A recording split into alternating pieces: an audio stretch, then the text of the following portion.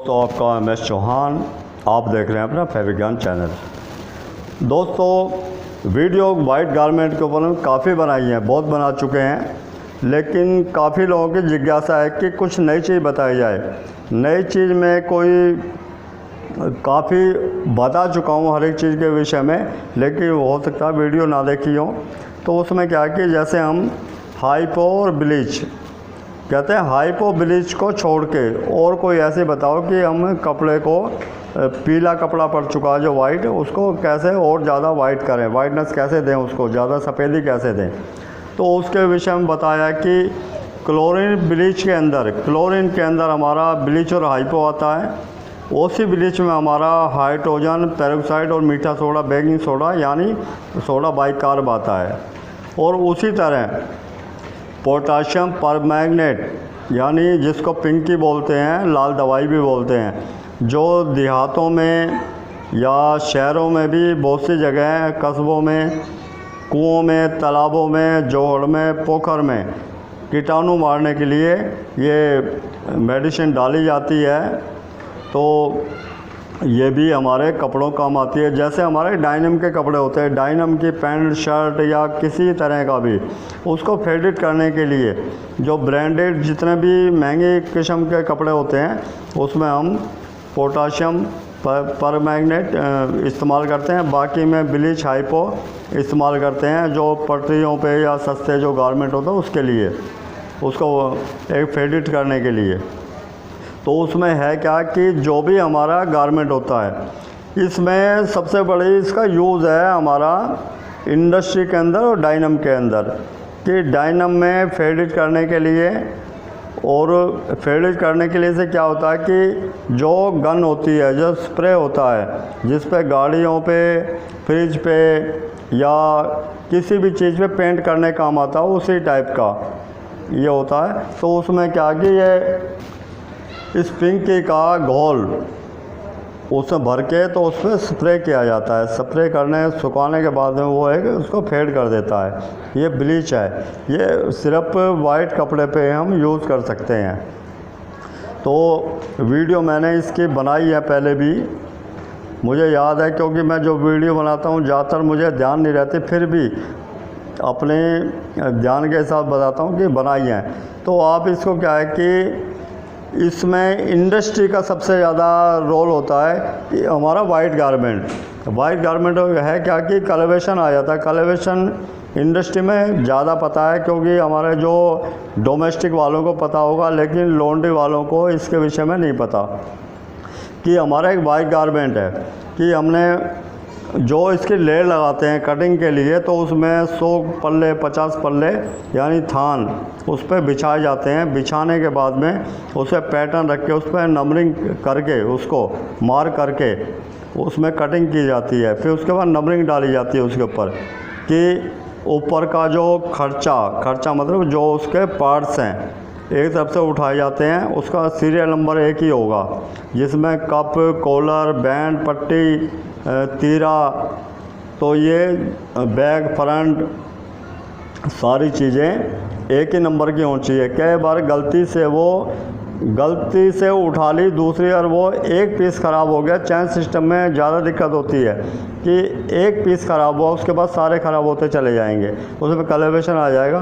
कि थान, हर एक थान की अलग एक उसकी शाइनिंग होती है, उसकी एक उसमें 3 तरह की होती हैं। जैसे हल्का सा एक हो गया हमारा 2B के ऊपर या नेचुरल, हल्का सा एक हो गया S के ऊपर, हल्का सा वो चला गया येलो, उसके ऊपर अपना ब्लू के ऊपर, एक HI में हल्का सा चला गया वो पिंक के ऊपर।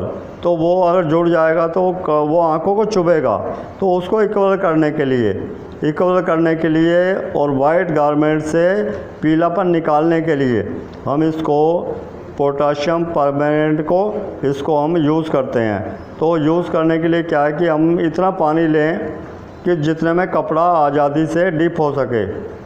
ऐसा ना ले कि कपड़े को उसमें ठूसना पड़े, ज़बरदस्ती दबाना पड़े, आज़ाद वो उसके अंदर रहे, पानी के अंदर डिप हो जाए।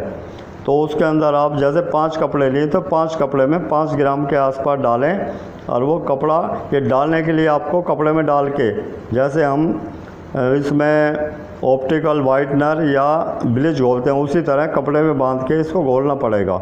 ये क्रिस्टल टाइप होता है, तो घोलें, उसके बाद कपड़े को डिप कर दें। डिप करने के बाद में कपड़ा जब हमारा पूरी तरह पिंक हो जाए, उसके पूरे कपड़े, उसके सिलाइयों तक सब में ये चला जाए, उसके बाद उसको निकालें। निकालने के बाद में उसको सादा पानी में उसको डिप करें, उसको खंगालें। खंगालने के बाद में सोडियम हाइड्रोसल्फेट यानी रंग काट, जिसको हाइड्रो बोलते हैं, उसमें डिप करें। अच्छा, उसमें डिप करने का क्या है कि इसकी कोई टाइमिंग नहीं होती। टाइमिंग इसलिए नहीं है कि जो हमारी सिलाइयाँ हैं, जैसे कॉलर है, आर्म होल है, कप है, बॉटम है, या साइड सिलाइयाँ हैं, जो डबल सिलाइयाँ होती है, उसके अंदर ये फंसा रह जाता है कि जब तक उसको पूरी तरह न्यूट्रल नहीं करेगा ये हमारा जो रंग कार्ड है, जब तक उसको ना निकालें, जब पूरी तरह वाइट हो जाए, आप ये बिल्कुल निश्चित कर लें कि पूरा गारमेंट हमारा वाइट हो चुका है, बिल्कुल सफ़ेद हो चुका है, तो आप निकालें। निकालने के बाद में उसको खंगालें सादा पानी में। सादा पानी में खंगालने के बाद में उसमें सोडा एस और उसके बाद कोई भी डिटर्जेंट उसमें यूज़ करें, उसको फिर वॉश करें। वॉश करने के बाद में अगर आपको उस पर ऑप्टिकल वाइटनर देनी है, तो ऑप्टिकल वाइटनर में आप इसको 2 भी दे सकते हैं, यानी इसको टीनोपाल बोलते हैं। इसमें रानीपाल एस दे सकते हैं, इसमें रानीपाल HI नहीं दे सकते।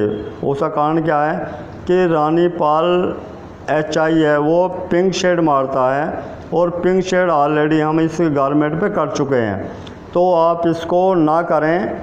आप इस पर 2B या S यूज़ करें, तो आपका कपड़ा बिल्कुल परफेक्ट वाइट हो जाएगा, और जो आपका कलरेशन है वो भी इक्वल हो जाएगा, एक जैसा हो जाएगा।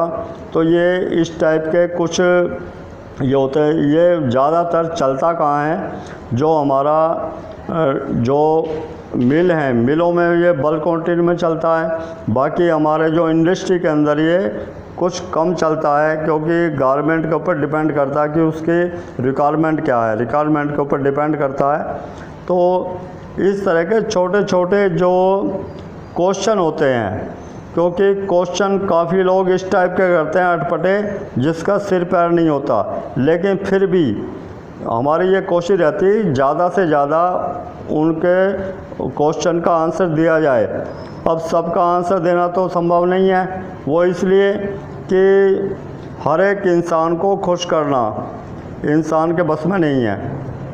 कुछ चीज़ें ऐसी हैं जो कि समझ से बाहर होती हैं, कि कुछ लोग ऐसे ऐसे क्वेश्चन पूछते हैं कि ये बनता कैसे है, कि ना मैं कोई प्रोडक्ट बनाता हूँ, क्योंकि मेरे यहाँ जो भी प्रोडक्ट आता है वो सिर्फ जो केमिकल शॉप से आता है, और मैं कोई ना बनाता हूँ, ना मैं कहीं भेजता हूँ, ना मैं कहीं बेचता हूँ, ना मेरा कोई ऐसा बिजनेस है। मेरा सिर्फ ये है कि मैं जो काम करता हूँ आप सब लोगों के लिए, कि मेरा इसमें हित ये है कि मैं खुद को एक्टिव रखने के लिए ये काम करता हूँ, और साथ में आपको कुछ ना कुछ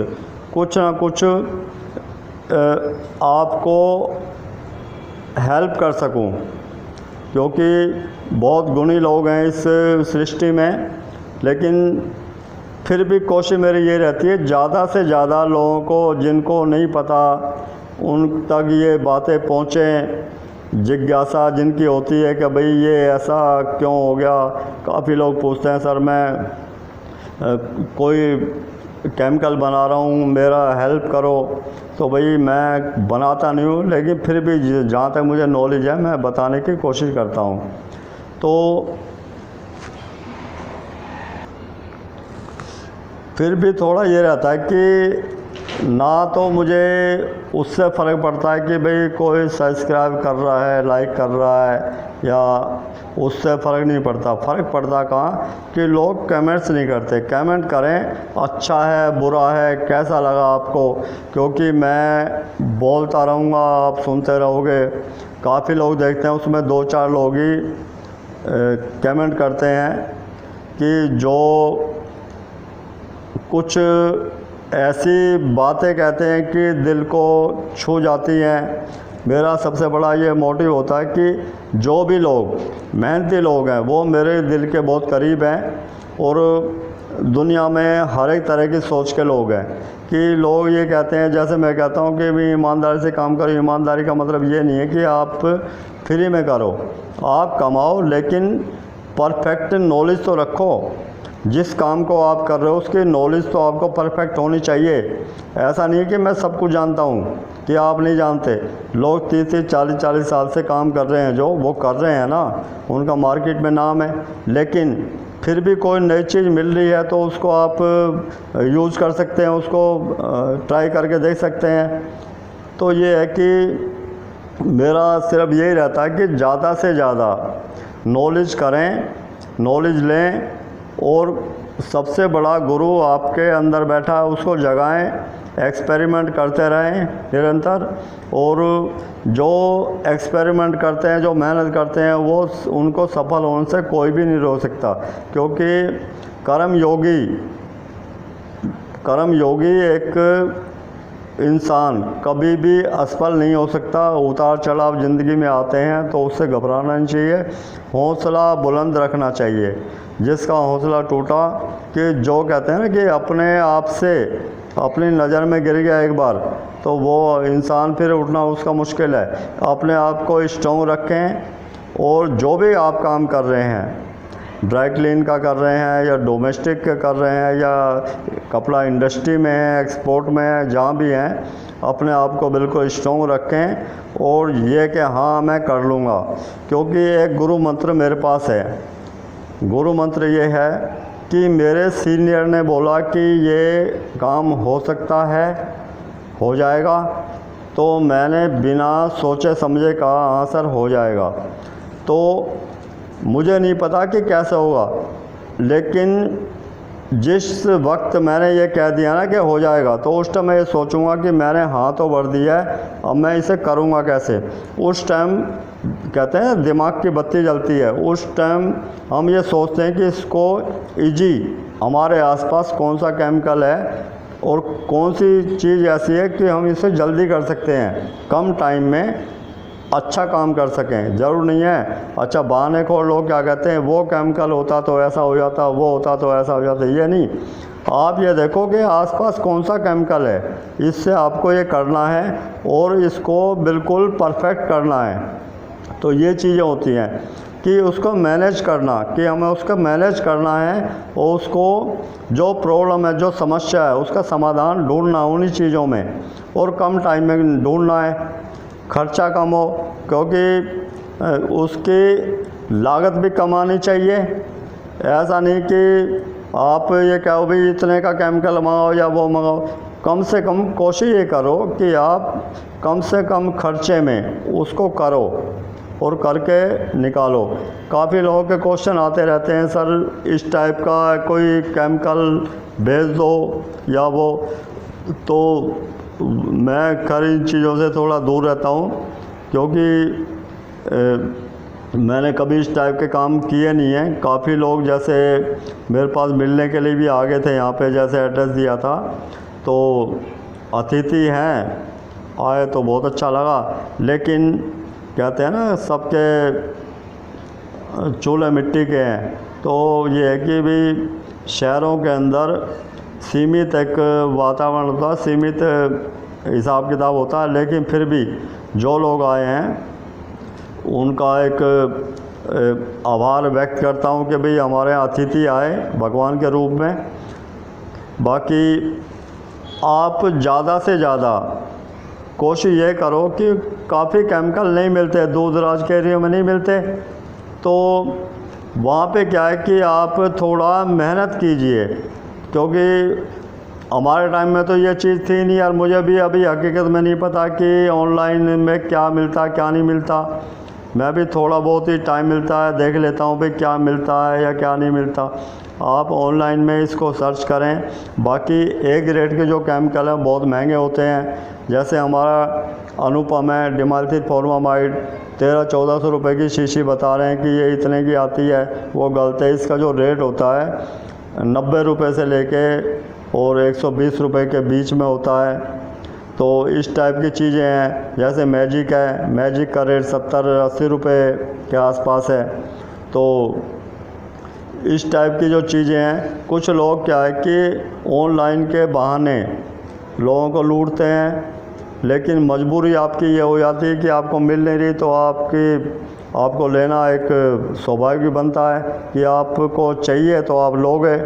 तो कोशिश यही है कि मैं भी जहाँ पे सर्विस कर रहा हूँ तो रिज़ाइन दे चुका था कई बार, लेकिन उसके बाद कोई कंपनी वाले नहीं चाहते कि यहाँ से जाएं। और सबसे बड़ी बात होती है कि आदमी का एक ये होता है कि किसी को धोखा देना, वो भी अच्छी बात नहीं होती। कि बहुत बार बोला कि अपना आदमी रखो, अब आदमी किस टाइप का रखेंगे क्या है, तो वो उनकी सोच के ऊपर है कि भाई नहीं, मेरा ये था कि मैं वहाँ से निवृत्त होके उसके बाद आपकी सेवा में लगूं, जो केमिकल आप तक नहीं पहुंच रहा वो आप तक पहुंचाऊं, और ज़्यादा से ज़्यादा जो मैंने सीखा है। क्योंकि कुछ चीज़ ऐसी है कि मैं आपको नहीं बता सकता। एक अनुशासन होता है। अनुशासन, काफ़ी लोगों ने ये कहा कि प्रेसिंग के बारे में बताओ, कि हमारा प्रेसिंग बहुत सारी टेबलें हैं, बहुत सारा काम होता है, नई नई टेक्नोलॉजी है, लेकिन हम उस चीज़ को एक उजागर नहीं कर सकते, इसलिए कि एक अनुशासन के अंदर रहना हमें। अनुशासन को भंग करना, अनुशासन बनता है हम सब के लिए कि कोई भी चीज़ लीक नहीं होनी चाहिए। तो उसका अनुसरण करते हुए तो हमें उस चीज़ का ध्यान रखना चाहिए। बाकी ज़िंदगी में अगर आगे इस टाइम का कोई मिलता है तो बिल्कुल आपकी सेवा में तत्पर रहेंगे। बाकी दोस्तों, टॉपिक काफ़ी बड़ा है कि लोग कहते हैं कि कपड़े का है क्या, कपड़ा वॉश करने में क्या है कि साबुन में कपड़े को, सर्फ में उसको डुबोया और उसको खंगाला और हो गया बस। तो ये नहीं है, कि बहुत लंबा चैप्टर है। क्योंकि 3-4 साल मैंने इसके ऊपर रिसर्च की है, बुक लिखी है। अब मैं जहाँ से शुरू की थी अब भी वहीं पे हूँ कि जितना लिखा है वो कुछ भी नहीं है। डेली नई नई चीज़ें आती हैं, नई नई टेक्नोलॉजी है, नए नए कपड़े हैं, नए नए केमिकल हैं। तो दोस्तों, आगे भविष्य में हम आप जुड़े रहे तो नई नई चीज़ें आपको बताएंगे जितनी नॉलेज मुझे है। बाकी कपड़े के विषय में कोई भी क्वेश्चन आपका हो तो आप मुझसे शेयर कर सकते हैं। मिलते हैं दोस्तों ब्रेक के बाद। बाकी कोरोना वायरस से प्लीज़ आप सावधान रहिए, क्योंकि आप सावधान तो आपका, कहते हैं कि आप सुरक्षित हैं तो आपका देश सुरक्षित है। तो दोस्तों, कपड़े के विषय में कोई भी क्वेश्चन हो आप निसंदेह मेरे से कर सकते हैं, शेयर कर सकते हैं। मिलते हैं दोस्तों ब्रेक के बाद। जय हिंद, जय भारत।